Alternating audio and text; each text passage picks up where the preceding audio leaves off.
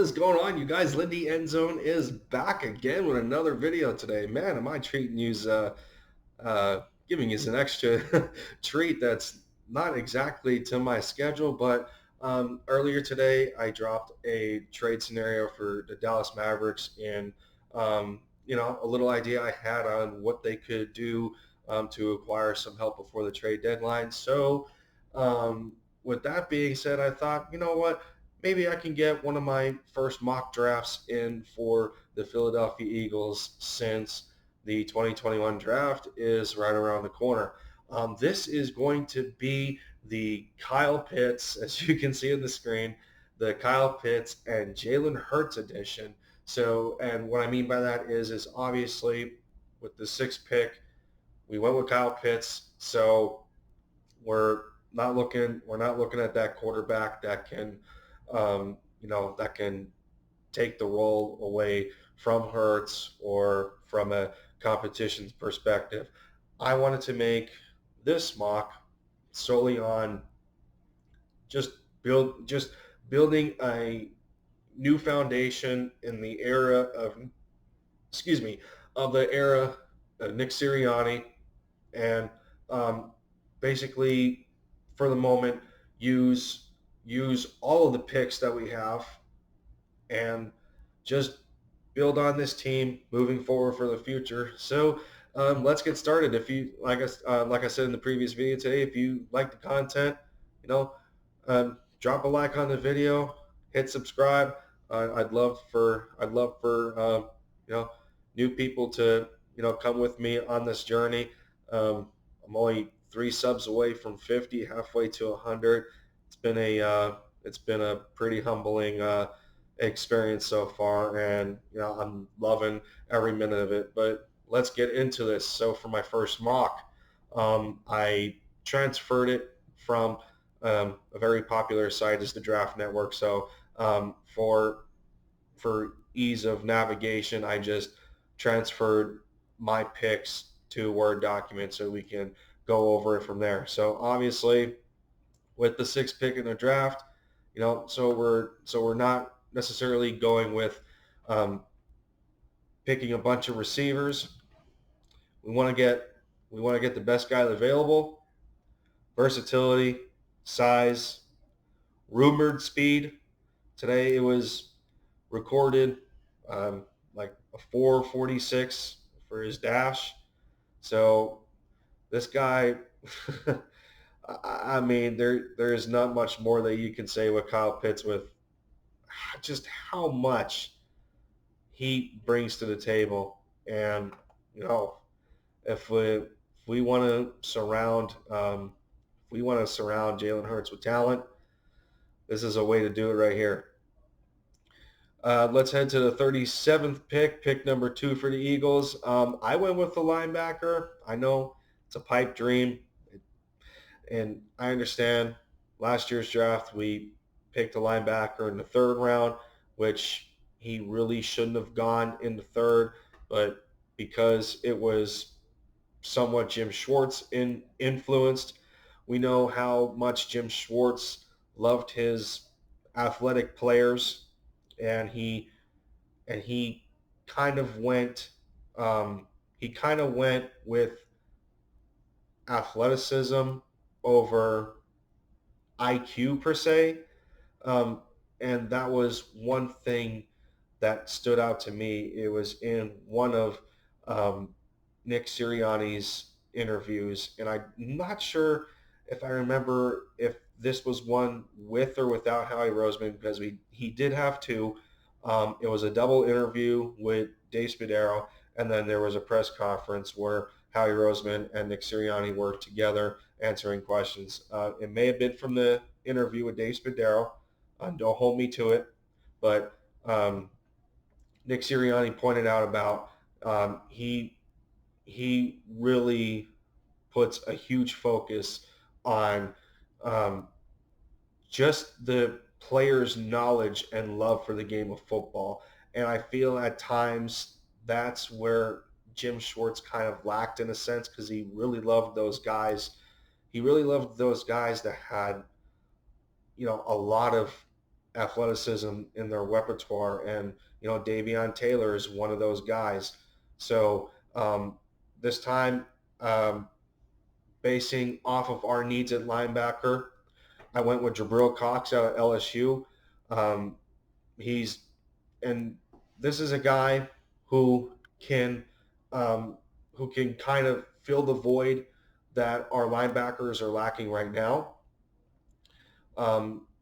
As we know, between Alex Singleton and TJ Edwards, not accounting for the rookies in Davion Taylor and Sean Bradley, we know that Alex and TJ have some issues in in pass coverage as far as linebackers go.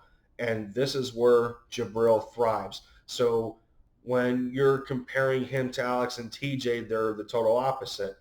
Jabril needs work in run stopping, but he's fantastic in zone and man coverage, whereas um, whereas Alex and TJ, like I said, them being the total opposite, they have their way with run stopping, but they need a little work on pass defense from the linebacker position. And this is also to I guess estimate in a sense on where we feel um, Jannard Avery is going to be with his transition from edge rusher to linebacker, where linebacker seems to be more of his natural position.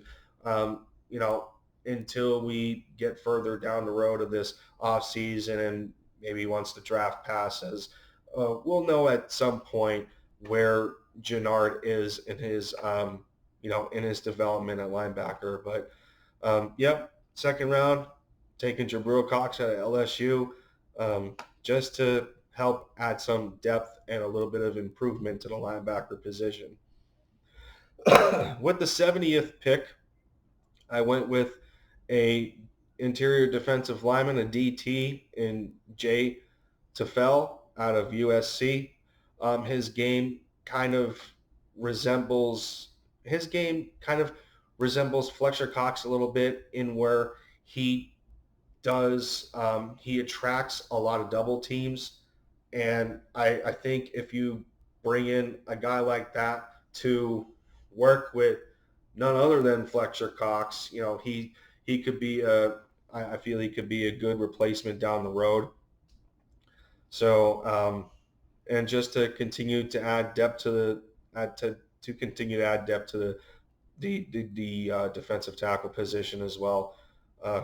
Sound like Porky Pig there for a second, but yeah, no, I like him. I like him with this pick, um, and whether we decide to hold on to guys like Hassan Ridgeway and whatnot, we'll see as time will tell. But took him with the 84th out of USC with the at 150 and 156. I went with two linemen.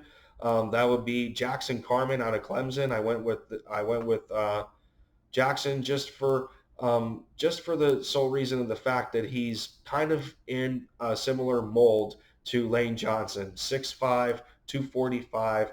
He plays the tackle position very well.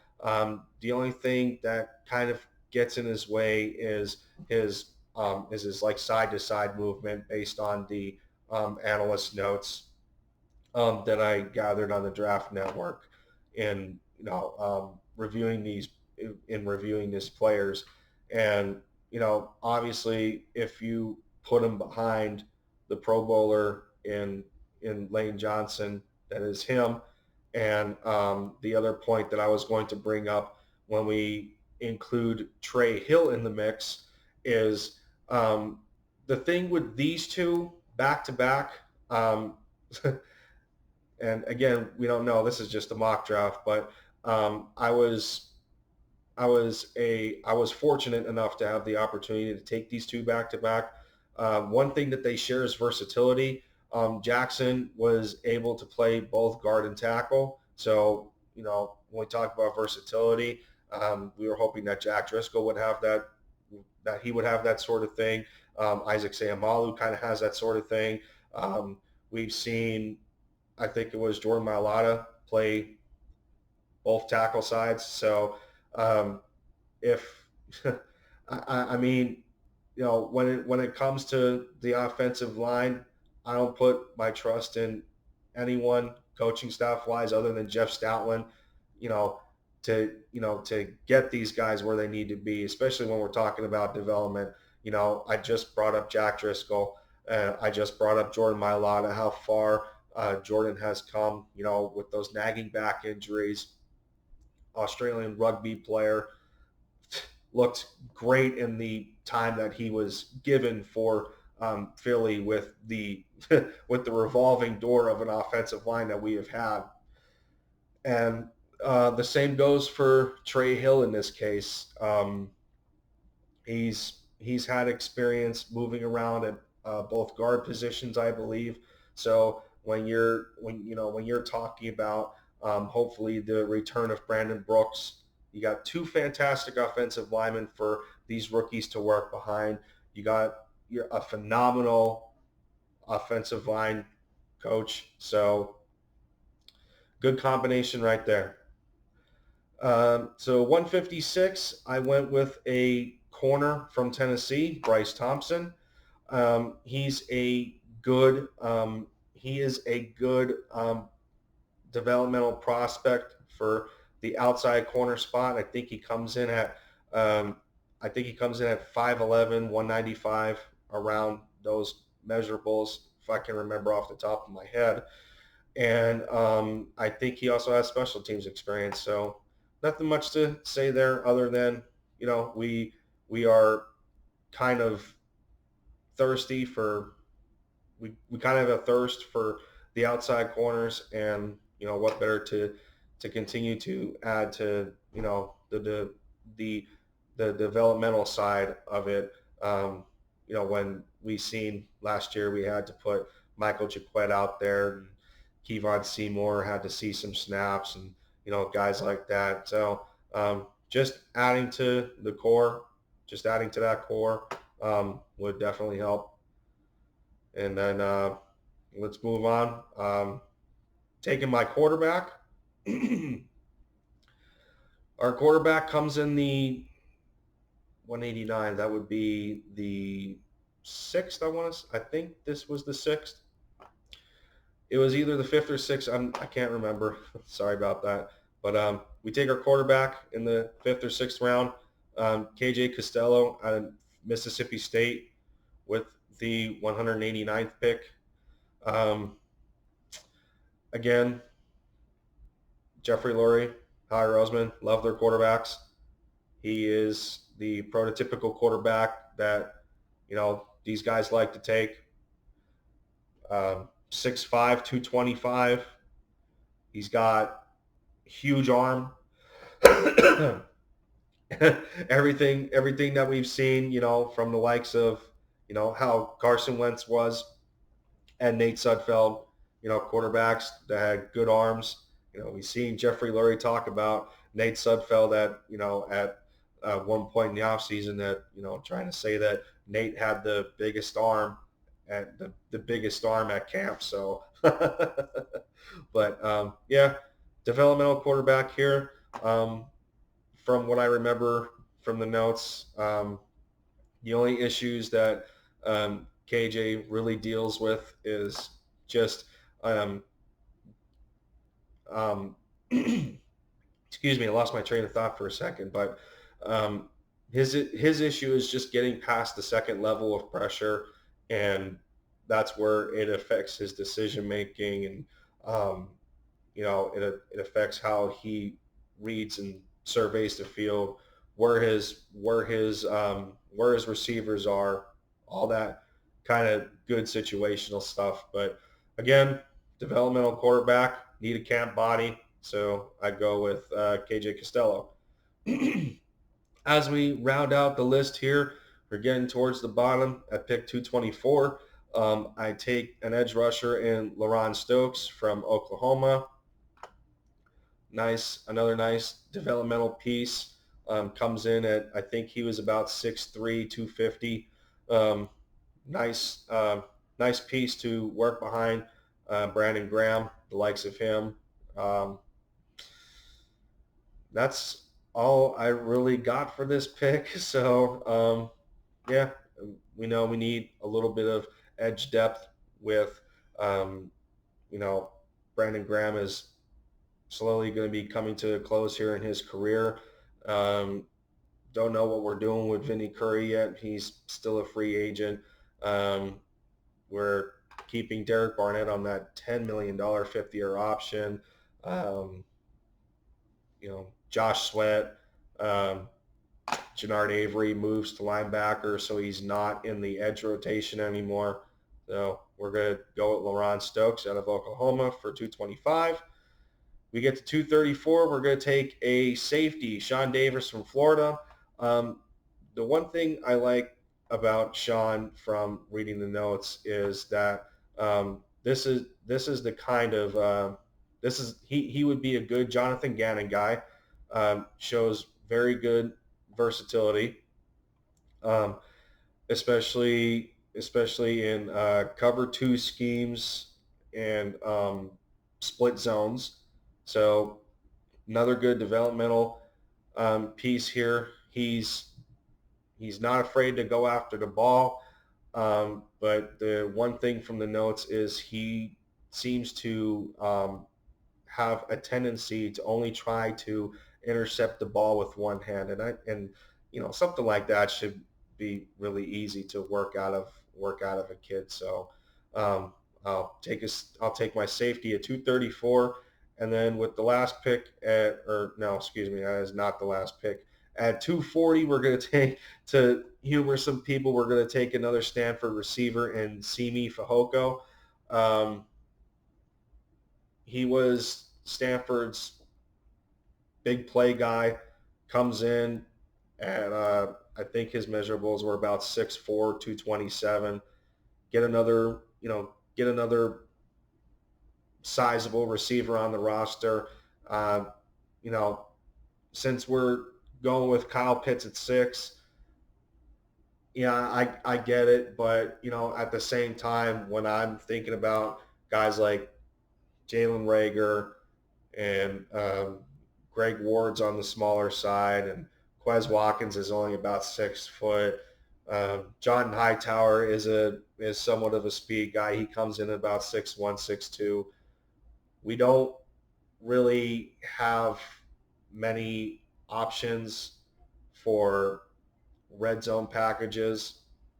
So depending on how the wide receiver position pans out, we bring in another good size guy for another developmental receiver there, and a little bit of humor, another Stanford guy. So that's who I went with at 240.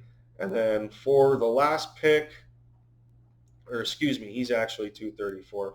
Man, this Word document's got me all messed up. But the last pick being 240, I went with a running back out of Arkansas, Rakeem Boyd.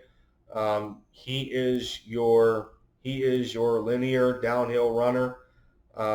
He's not the biggest guy as far as height wise. He comes in at 6 foot. He weighs about 215, so he has some girth to him. Um, I think I think Corey Clement is around the same size, and he's still a free agent right now. So depending on what we do with Corey, um, I understand that the running back room is kind of packed right now, but I did want to utilize all 11 picks at our disposal. Like I said in the beginning of the beginning of the video, I wanted to, like I said, utilize the picks to just to keep building on the foundation and really try and you know reset and begin a tone for the Sirianni era.